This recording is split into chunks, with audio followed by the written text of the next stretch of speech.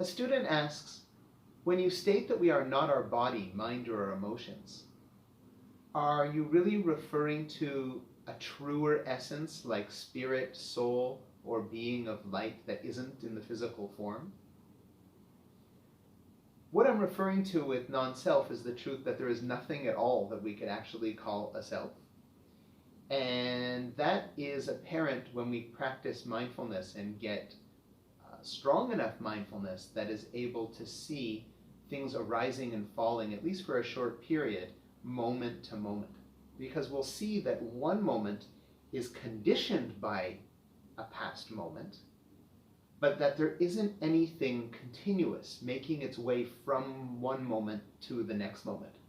So whether we're talking about something deeper, like a soul or deeper mind that is sponsoring thoughts and sponsoring emotions, which is actually something that's true. There is a deeper mind that sponsors these things, but even that deeper mind is seen to be a phenomenon that occurs in a moment, disappears, and then it is conditioned by, the next moment is conditioned by the previous moment.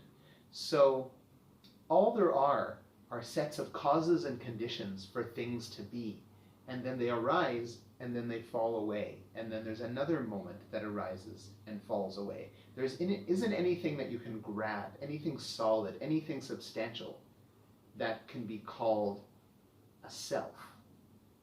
So in personal experience, as well as these experiences of non-self by seeing moment-to-moment phenomena, mental phenomena, I've also had experiences of a seemingly deeper being in there. But I was actually able to see that this deeper being was also something that was living in a delusion. It thought it was a self. It felt like it's a self. It doesn't want to know that it isn't a self, and it doesn't exist as a solid entity, but is only a bunch of conditioned moments. It doesn't want to know that. But the work in reaching our full potential, or the work in reaching true happiness or fulfillment, depends on penetrating to see this truth, that this deeper mind / soul kind of experience isn't a self either.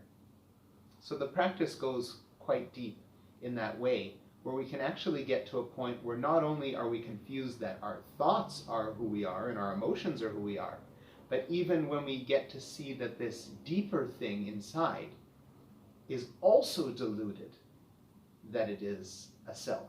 So it's a little bit of peeling back the onion a little bit at a time. But don't worry about all that quite yet. Just start with the beginning practices in mindfulness that I recommend in my courses. And if you like this, please subscribe if you haven't already, and then check in the description for future courses coming up soon in mindfulness for insight.